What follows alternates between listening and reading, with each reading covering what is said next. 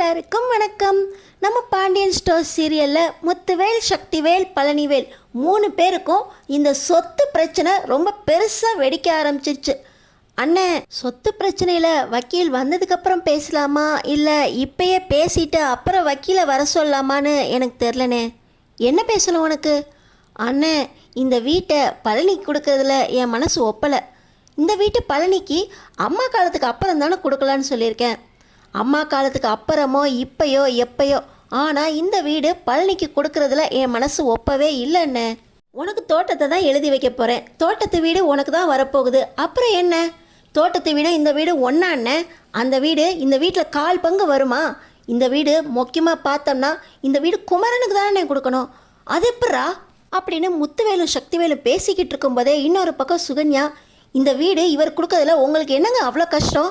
இத்தனை வருஷமாக எந்த குடைச்சலும் கொடுக்காம அண்ணன்களை எதிர்த்து பேசாமல் இருந்ததுக்கு அப்படின்னு சொல்லி சுகன்யா கேட்க, அதுதான் பிரச்சனையே. இத்தனை வருஷமாக இங்கேருந்து ஓடி போனவ முந்தானையை பிடிச்சிக்கிட்டு சுற்றினவனுக்கு எதுக்கு இந்த வீட்டு பங்கு கொடுக்கணும்? இந்த வீட்டில் நானும் அண்ணனும் தான் ராப்பகலை உழைச்சி இந்த சொத்தை சேர்த்தோம். அப்பா விட்டுட்டு போகும்போது இந்த வீட்டில் இருந்த சொத்து பாதி கூட இருக்காது. இவன் அந்த ஓடுகாலி கூட தானே இத்தனை வருஷமாக அங்கேயே முந்தானையை பிடிச்சிக்கிட்டு எடுப்பு வேலை பார்த்துக்கிட்டு இருந்தான். இவனுக்கு இந்த வீட்டை கொடுக்கக்கூடாது. நானும் அண்ணனும் தான் ராப்பகலாக உழைச்சி இவ்வளவு சொத்தையும் சேர்த்தோம். பரம்பரை சொத்தை கொடுக்கறதுனா இந்த வீட்டில் அப்பா போகிறப்ப இருந்த சொத்து அப்படின்னு கரும்பு தோப்பில் ஒரு 2 ஏக்கர் வேணால் கொடுக்கலாம். இவனுக்குன்னு மளிகை கடை வச்சு கொடுத்ததே பெருசு அப்படின்னு சொல்லி சக்திவேல் பேசுகிறாரு. உடனே, ஆத்தா நீ சொல்கிறது சரியாகவே இருக்கட்டும். இந்த சொத்தை நீங்கள் 2 பேர் தான் சேர்த்தீங்கன்னு இந்த சொத்தை 2 பேர் பங்காவே 2 பங்கே போட்டுக்கோங்க. ஆனால் பரம்பரை சொத்துன்னு ஒன்று இருக்குல்ல, அது பாதியாகவே இருக்கட்டுமே. இந்த வீட்டில் கோமதிக்கு ஒரு பங்கு கொடுக்கணும்ல. நீ என்னம்மா அந்த ஓடுகாலியை இங்கே இழுத்து விட்ற? இந்த வீணா போனவனுக்கு ஒரு மளிகைக்கடை வச்சு கொடுத்ததே பெருசு. ஒட்டுண்ணி மாதிரி ஒட்டிக்கிட்டான். அதுவும் கல்யாணத்துக்கு அப்புறம் தானே வந்து ஒட்டிக்கிட்டான். அண்ணே, ஒட்டு நீக்கிட்டு நீ பேசாதானே அப்படின்னு சொல்லி பழனிவேல் சொல்ல, டேய் பழனி இருடா நான் பேசிக்கிறேன் அப்படின்னு சொல்லி இப்போ முத்துவேல், இந்த வீணா போனவ அந்த 30 வருஷத்துக்கு முன்னாடி ஓடி போனாலே ஓடுகாலி, அவன் முந்தானையை பிடிச்சிக்கிட்டு இத்தனை வருஷமாக அங்கே தானே வேலை பார்த்துக்கிட்டு இருந்தான். இப்போ ஏதோ அங்கே விரட்டி விட்டாங்கன்னு இங்கே வந்திருக்கான். இவனுக்கு இந்த வீட்டையெல்லாம் கொடுக்க முடியாது. சொத்தை 2ஆக தான் பிரிக்கணும். உனக்கு ஒன்று எனக்கு ஒன்று. இவனுக்கு வேணா 2 ஏக்கர் நிலம் வேணா கொடுக்கலாம். எனக்கு இந்த 2 ஏக்கர் நிலம் கூட வேணாம். நீ வச்சு கொடுத்த மளிகை கடையும் வேண்டாம். ஆனால் அந்த ஒட்டு நீ வீணா போனவன் அப்படின்னு சொல்லி என்னை பேசுகிறத நிறுத்தின அப்படின்னு சொல்லி பழனிவேல் சொல்கிறாரு. இன்னொரு பக்கம் சுகன்யாவுக்கு கோவம் வந்துடுது.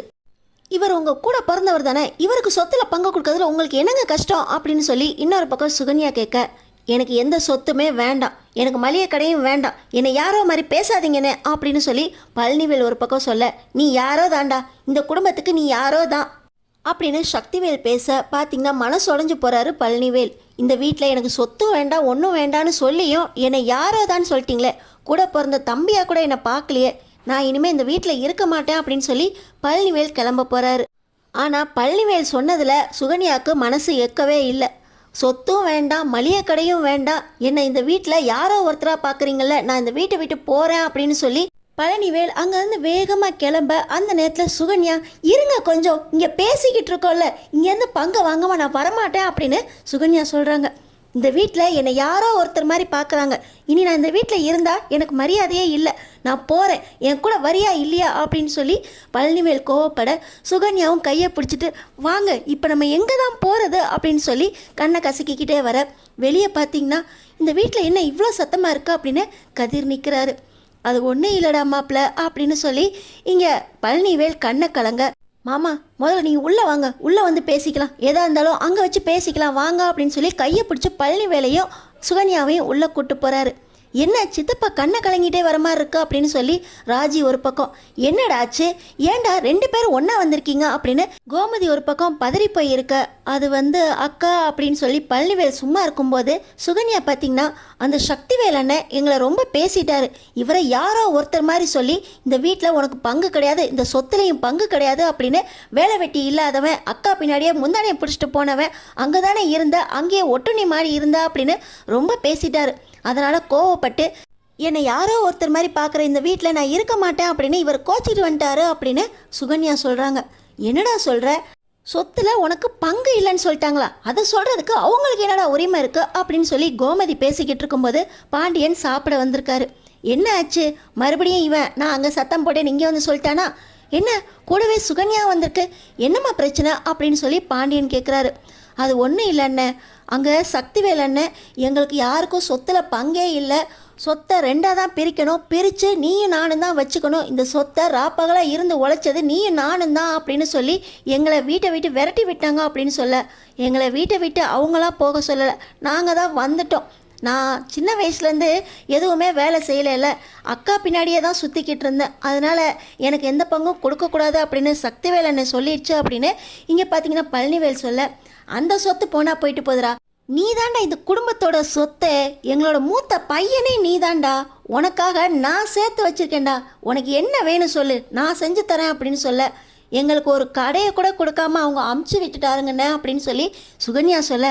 அந்த மளிகை கடை வச்சதுக்கா இவங்க கணக்கு பேசுகிறாங்க? உனக்கு வீடு தோப்பு அப்படின்னு 2 சொத்து வாங்கி வச்சுருக்கேன்டா, அதுவும் இந்த குன்னக்குடி ஊருக்கு நடுவில் வாங்கி வச்சுருக்கேன். அந்த இடத்துலேருந்து நீ என்ன வேணாலும் தொழில் பண்ணலான்டா, இந்த மாதிரி மளிகை கடை வைக்கணுன்ட்டு இல்லை, பெரிய டிபார்ட்மெண்டல் ஸ்டோரே கட்டலான்டா, நீ ஏன்டா கவலைப்பட்டுக்கிட்டு இருக்க, உனக்காக மாமா நான் இருக்கேன்டா அப்படின்னு சொல்ல. என்ன மச்சான் சொல்கிறீங்க, எனக்காக நீங்கள் வாங்கி வச்சுருக்கீங்களா அப்படின்னு சொல்ல. ஆமாண்டா, நான் உங்கள் அக்காவோட வரும்போது கூடவே வந்தவன் நீ, எங்களோட மூத்த பையன் நீ, ஆனால் நீ எங்களோட சேர்ந்து எல்லாத்துலேயும் ஆதரவாக இருந்த, அதனால் நீ செஞ்ச வேலைக்கு அப்படின்னு சொல்லி உனக்காக பணம் தனியாக அக்கௌண்ட்டில் போட்டுட்டு வந்தேன். ஓரளவுக்கு மேலே அக்கௌண்ட்டில் சேர்ந்ததுக்கப்புறம் பேங்க்கில் வைக்க வேண்டாமே அப்படின்னு முதல்ல இடத்த வாங்கி போட்டேன், அப்புறம் வீடு கட்டினேன். பாண்டியன் ஸ்டோர்ஸில் மூத்த வாரிசு நீ, உனக்கு இல்லாமலா ஒரு மளிகை கடையை அவங்க கணக்கு பேசிக்கிட்டு இருக்காங்களாடா. அண்ணன் முத்துவேல் அண்ணன் யாருமே சொல்லலை, அந்த சக்திவேல் அண்ணன் தான் எதுவுமே கொடுக்கக்கூடாதுன்னு சொல்லிடுச்சு. முத்துவேல் அண்ணன் இருக்கிற வீட்டை அம்மாக்கு அப்புறம் எனக்கு தான் அப்படின்னு சொன்னதில் தான் சக்திவேல் அண்ணனுக்கு ரொம்ப கோவம் வந்துருச்சு. இந்த வீடு அந்த குமர பயலுக்கு சேர வேண்டியதான், அவங்க சேர்த்துருக்க இந்த சொத்தெல்லாம் அவங்க தான் கஷ்டப்பட்டு உழைச்சதான். அதுக்கு தான் அம்மா சொன்னிச்சு, இந்த சொத்தில் அப்பா சொத்து பரம்பரை சொத்துன்னு ஒரு பங்கு இருக்கேடா, அதுலேருந்து ஒரு பங்கை கோமதிக்கு கொடுக்கணும்ல அப்படின்னு ஆத்தா பேசிச்சு. ஆனால் சக்திவேலனை அந்த ஓடுகாலிக்கு கொடுக்க மாட்டேன் அப்படின்னு ரொம்ப கணக்கு பேசிக்கிட்டு இருக்கு. எனக்கு அங்கே இருக்கவே பிடிக்கல, நம்மளையும் எங்களையும் நம்ம குடும்பத்தையும் ரொம்ப தப்பாக பேசுகிற அந்த சக்திவேலு அப்படின்னு சொல்லி பழனிவேல் சொல்ல. ஏன் பொண்டாட்டியை பற்றி பேசுகிறக்கு அந்த சக்திவேலுக்கு என்ன உரிமை இருக்குது, நீ வா கோமதி அப்படின்னு சொல்லி பாண்டியன் பார்த்திங்கன்னா கோமதி கையையும் பிடிச்சிக்கிட்டு நீ வா பழனிவேல் அப்படின்னு சொல்லி பழனியையும் கூட்டிக்கிட்டு நேராக முத்துவேல் வீட்டுக்கே போகிறாரு. அங்கே போனால் முத்துவேல் வா பாண்டியன் உட்காருங்க அப்படின்னு சொல்ல. இங்கே நான் பேசுகிறதுக்காக வரல, நான் சக்திவேலை பார்த்து 4 கேள்வி கேட்கணும்னு நினச்சேன். இவனுக்கு என்னமோ இந்த சொத்தில் பங்கு இல்லைன்னு சொன்னீங்களாமே, என் பொண்டாட்டியை பற்றி பேசுகிறதுக்கு ஓடுகாலின்னு சொன்னீங்களாமே, என் பொண்டாட்டியை எப்படி உட்கார வச்சு நல்லா கவனிச்சுக்கணும்னு எனக்கு தெரியும். அதே போல தான் என் மச்சான் என்னோட மூத்த புள்ள மாதிரி, அவனுக்கு சேர வேண்டியது கொடுக்க வேண்டியது எல்லாமே என்னென்னு கொடுக்கணும் அப்படின்னு இந்த பாண்டியனுக்கு தெரியும். நீ எங்கன சொத்தில் பங்கு கொடுக்கறது, என் பிள்ளைக்கு நான் கொடுப்பேன், தோ பழனி இது எல்லாமே இந்த சொத்து பத்திரம் எல்லாமே இனி உனக்கு தான் அப்படின்னு சொல்லி பாண்டியன் பார்த்திங்கன்னா முத்துவேல் முன்னாடி சொத்து பத்திரம் வீட்டு பத்திரம் அப்படின்னு 2யுமே கொடுக்குறாரு. எனக்கு இதெல்லாம் வேண்டாம் மச்சான், நானே இனி உழைச்சி வாங்கிக்குவேன், இதெல்லாம் நீ உழைச்சது தாண்டா பங்கு, இது இந்த பாண்டியன் உனக்காக சேர்த்து வச்சுருக்க பங்கு, நீ வச்சுக்கடா. என்னடா உங்கள் அண்ணன் கொடுக்கறது, உன்னோட மச்சான் நான் கொடுக்குறேன், உன்னை பெத்த அப்பனா இருந்து நான் கொடுக்குறேன்டா அப்படின்னு சொல்லி பாண்டியன் கொடுக்குறாரு. கோமதிக்கு மனசெல்லாம் ஒரே சந்தோஷம்.